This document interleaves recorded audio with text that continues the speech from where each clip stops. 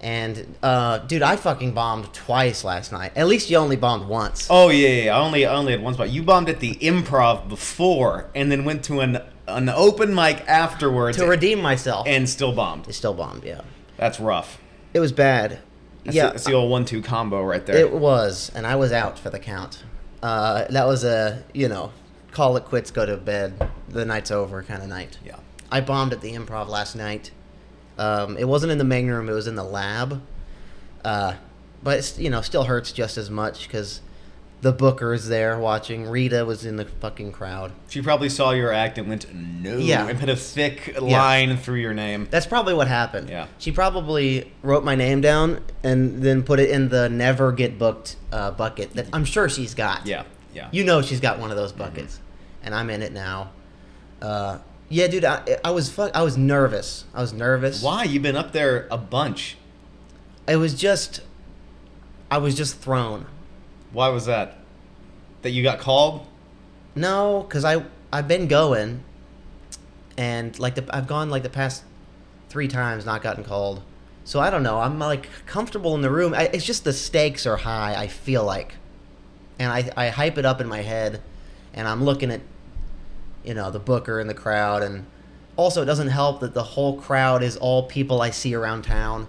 And Did you say Sam was in the audience? Yeah, Sam was in the audience. Sam watched you bomb. Yeah, dude. And you're gonna have to see him in a couple days at some open mic. Yeah, and he's gonna be like, "What's up, dude?" The last time we went there a week ago, me and Sam were sitting at the same table. We were sitting together, and I just fucking bombed. Sam Morrison, everybody, he's a very funny LA comic. Very Go funny. Follow him on Instagram. Super funny, dude. He's got some out of left field bits that I think are so funny. So I want to bring it back to why you were so nervous, because you've been up you've been up in the main room a bunch of times. We both have. What was what made you so nervous that particular afternoon? That particular time, I wasn't in that zone, Mm-hmm. Sometimes I'm just not feeling it, and I can't fake it. I have no switch of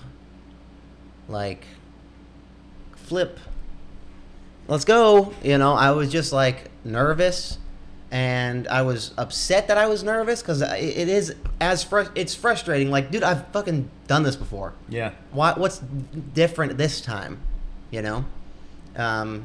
And I've done shows with higher stakes and been fine. It was just one of those weird moments.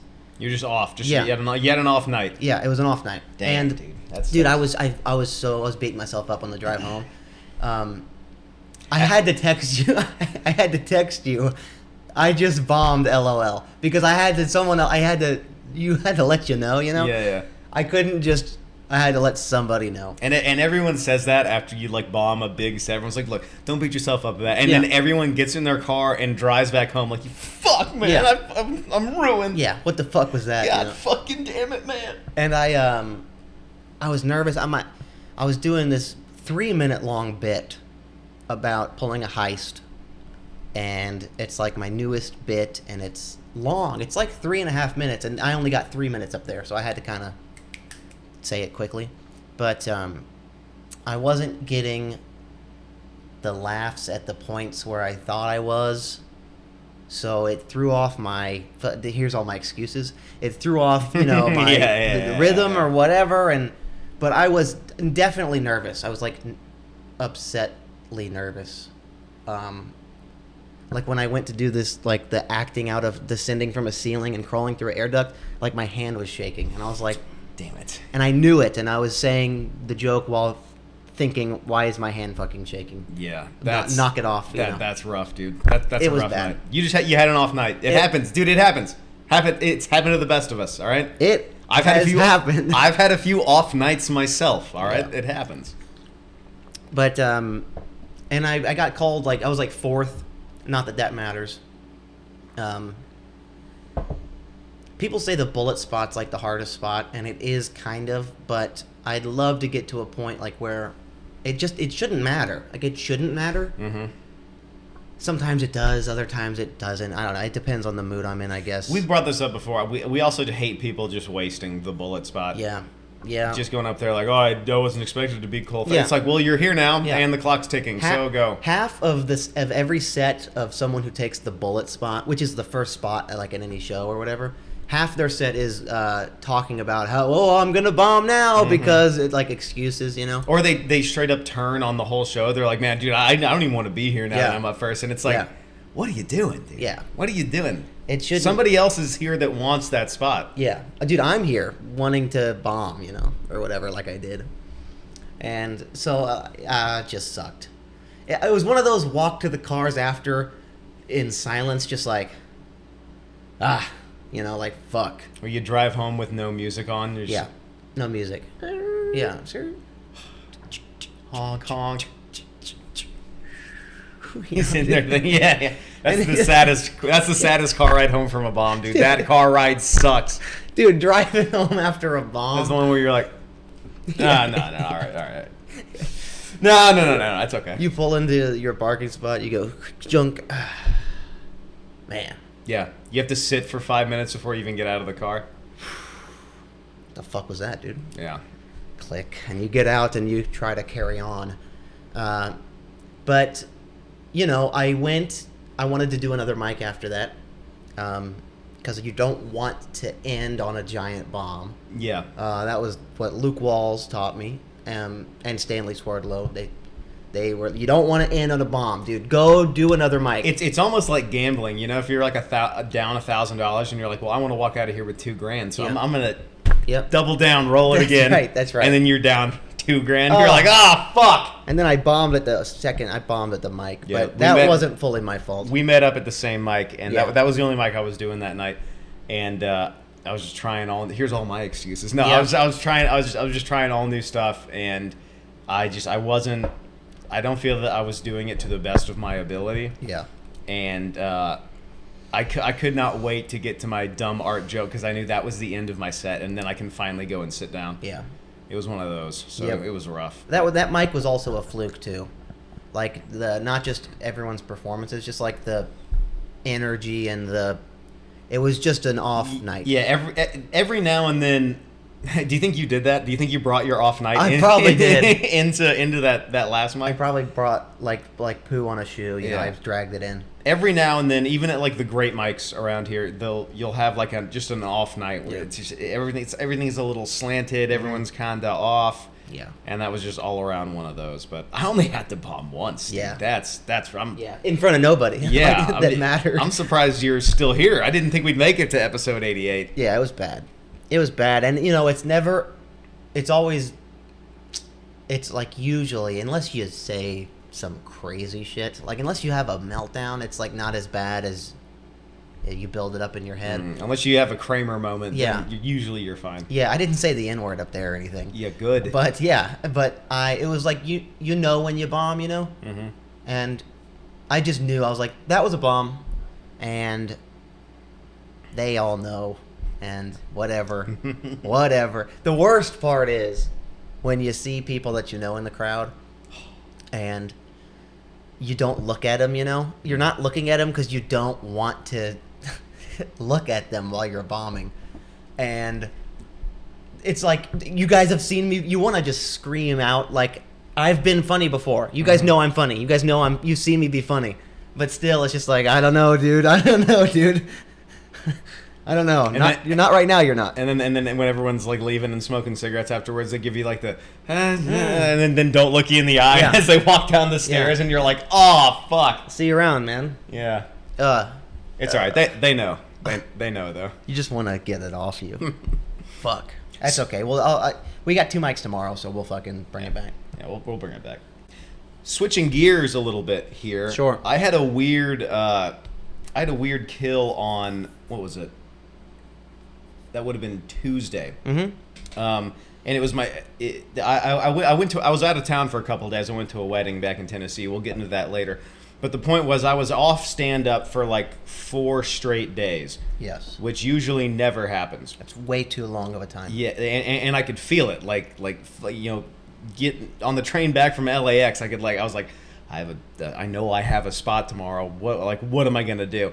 And I went up there, and it went weirdly well. But it was one of those where like I felt weird just being on stage. But when I listened back to it, I was like, oh, they were actually laughing at those. It wasn't as bad as I thought. I thought it was like kind of a bomb, and then when I listened back to it, I was like, no, that was pretty good. Yeah, maybe the uncomfortableness brought out I don't really care how this kind of goes. Yeah. Kind of thing, you know. Yeah, I didn't have any expectations for myself because I was like, this is my first time up after being off for 4 days. Yeah, you probably went up like with this is probably gonna go bad. Yeah, and it went well. Yeah. But then, literally the next night, I went up with, okay, now I'm back in the game. Now and fucking bombed, and I'm fucking right back in there. So I don't know. What am I doing here, dude? Yeah, I don't know. You want to go like, have I learned anything? Yeah. Like, what have I fucking gotten good at this? Because I just bomb randomly. I just have a random fucking B, dude. I think all you can do is just write the best jokes you can, deliver them to your full potential, and then, you know, if they laugh, they laugh. If they don't, buy a stool and a rope from a hardware store. Yeah, I think so. I was watching this interview with this actor, and he was talking about it's some good advice he got on acting, and I thought it would maybe apply to stand-up, maybe in avoiding bombs and like keeping a joke fresh, like we talk about a lot about how like you'll do a joke a bunch of times and it starts to not be funny anymore, and I don't know, but he said this and I thought it was interesting. He said don't be married to the words. Each set has a life of its own, you know. Each set like has a life of its own. Don't be married to the words. Know your lines verbatim, but be willing to change on a moment's notice. I thought that was pretty interesting because that was what I've always done and not said as well as he did. But I've always said like, yeah, dude, keep it fresh. Like try to keep it fresh, and he just put it perfectly, I feel like. That's a profound way to put it. I think now that I'm thinking about it, that might be one of the reasons that I did so well with that first mic back, because my two like closing jokes, I started with all new stuff, but my two closing jokes I hadn't done in a while, and I kept like fucking up the spacing, so it was like the new joke. Yeah, I had to force myself to like rearrange it in real time. Yeah, and I said it differently, and it worked. Yeah, because you can get too robotic with a joke if you just know. And I love how he said that. Know the words, but fucking be each room you're in with a different crowd. It's got a life of its own, and so be willing to play around. You know. Yeah, it's important not to get stiff on stage. Yeah. Or you'll end up hating your material. I've got a ton of jokes I've thrown away because I'm just like I'm not gonna make those motions with my mouth again. Yeah, my greatest. That actor probably said that after getting his big hit role, you know? Probably did. He probably did. Yeah, I started bombing with my latest joke about pulling a heist because it was too written. I made it too written, and I'm not a written guy. I think I perform a lot better when I'm riffing for sure, but when I'm just kind of loose up there, and it doesn't apply. That won't apply to a lot of comedians. Like so many comedians, what's written, it has to be said that exact way every time. But someone else, like a Bill Burr or something, is up there. I bet it's different every time he does, because he's throwing in a lot of like. You know what I'm saying? No, I'm telling you. Like, I'm telling you it's not written down in the joke. He's just saying the joke, and he's in the moment being like, no, I'm serious, or something. Whatever ad-libs he does. So. I used to do that, though. Do what? Like, back in Nashville open mic days, I would write out the whole joke, and I'd be like, comma, you guys know what I mean? Yeah. like all those little, like, inflections, and now it's just, like, bikes are weird, and you just kind of go up with that. Yeah. I did that too. I wrote down like pause for laughter. I want to kill myself right now. Hold on, I want to fucking die right now. Pause for laughter, dude. You're like, this'll get him. Oh, and You're like, yo, they're gonna love this. Yeah, dude. this Wait is- till they hear this. this is where they're gonna laugh. yeah. And wouldn't you know, no laughter ever was inserted there. It's There ju- was no need to pause. It's just a Yeah. just one of those. A slight cough in the back of the room. It's like Literal crickets. Yeah, it's like, what the fuck, dude? Someone pulls crickets out of their backpack and lets them into the audience. You brought crickets, dude. Well, I didn't need to deploy him until that last joke you said, so I mean that's on you. Just in case. Just in case crickets. That's right. JNCCs. Yeah. You always need some JNCCs, man. Just in case.